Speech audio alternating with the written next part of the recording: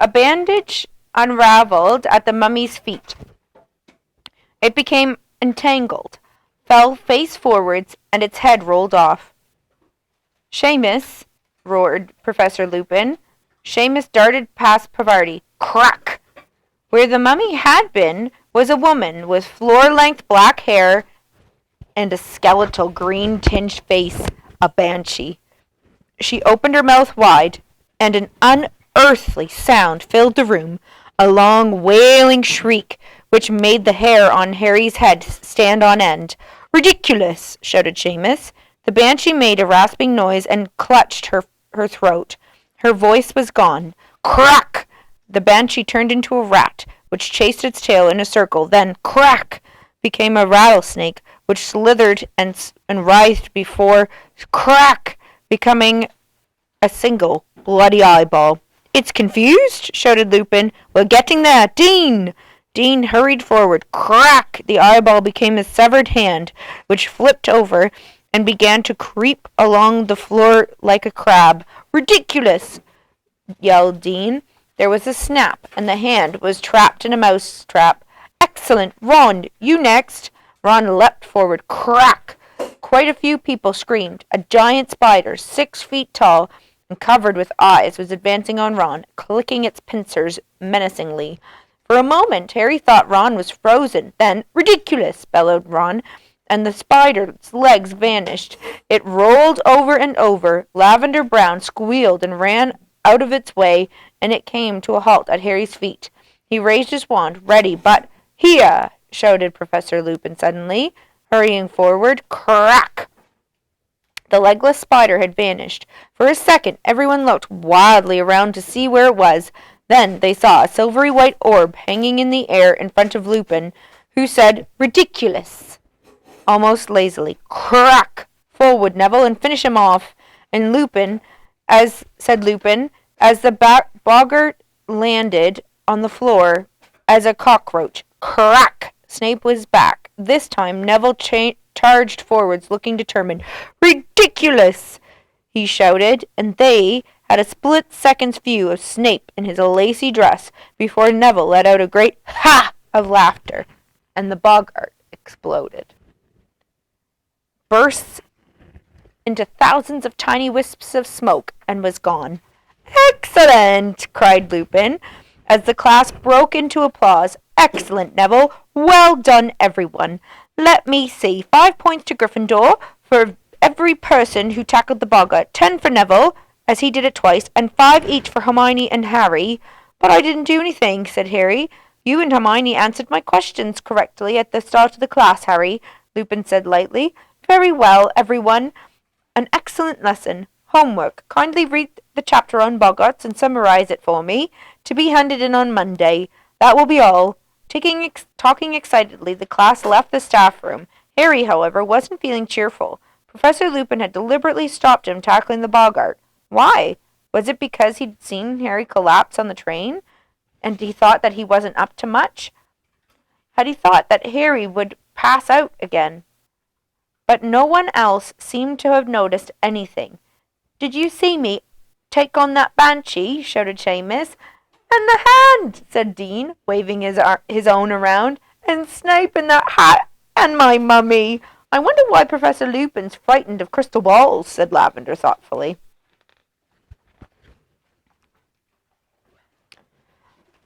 "That was the best defense against the dark arts lesson we've ever had, wasn't it?" said Ron excitedly.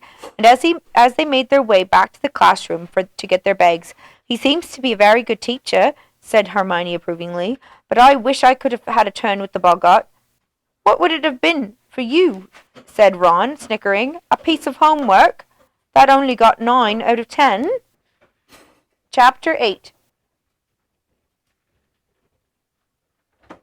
Flight of the Fat Lady. In no time at all, Defense Against the Dark Arts had become most people's favorite class. Only Draco Malfoy and his gang of Slytherins had anything bad to say about Professor Lupin. "Look at the state of his robes," Malfoy would say in a loud whisper as Professor Lupin passed. "He dresses like our old house elf." But no one else cared what Professor Lupin's robes were patched. That Professor Lupin's robes were patched and frayed.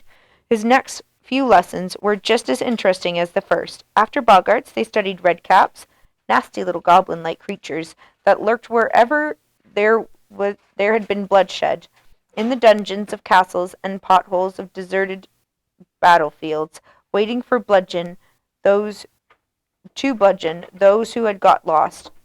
From redcaps, they moved on to kappas, creepy water dwellers that looked like scaly monkeys with webbed hands itching to strangle unwitting waders in their ponds. Harry only wished that he was as happy as some of his classmates. Worst of all was potions. Snape was in a particularly vindictive mood these days, and no one was in any way had any doubt why. The story of the Boggart assuming Snape's shape, and the way that Neville had dressed in his grandmother's clothes, had travelled through the school like wildfire. Snape didn't seem to find it funny. His eyes flashed menacingly at the very mention of Professor Lupin's name, and he was bullying Neville worse than ever.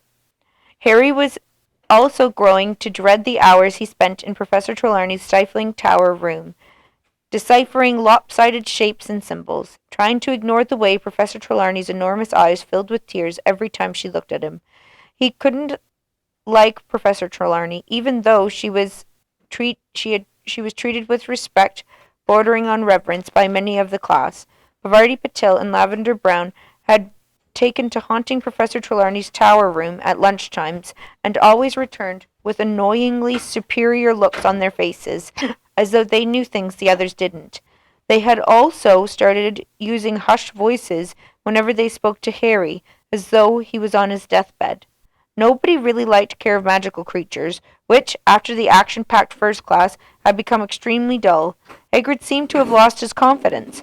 They were now spending lesson after lesson learning how to look after flubberworms, which had to be some of the most boring creatures in existence.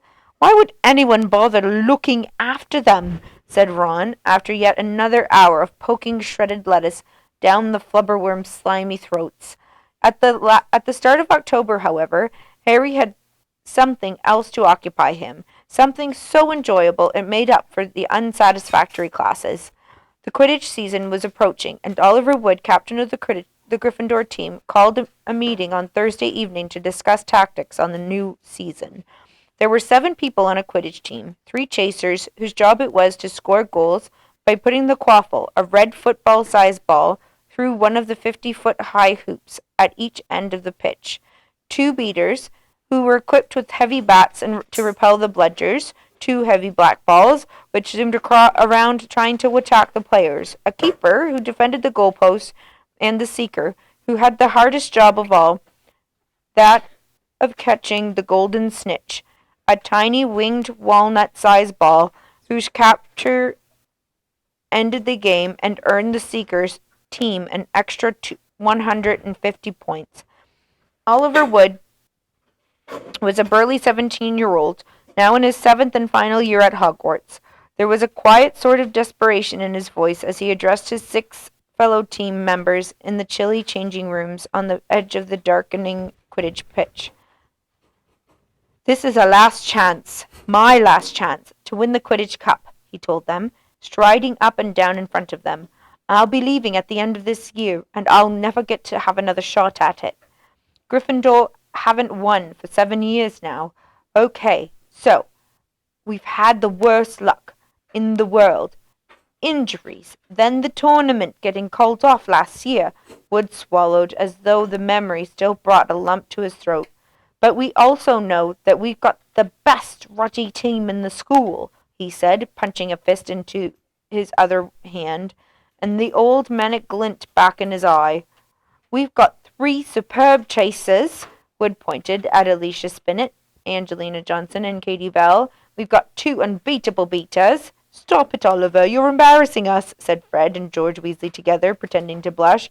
"And we've got a seeker who has never failed to win us a match," Wood rumbled, glaring at Harry with a kind of furious pride. "And me," he added, as an afterthought.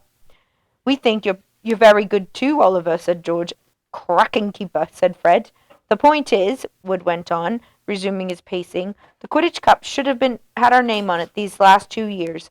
Ever since Harry joined the team, I thought the thing was in the bag. But we haven't got it, and this year's the last chance that we'll get to finally see our names on the thing."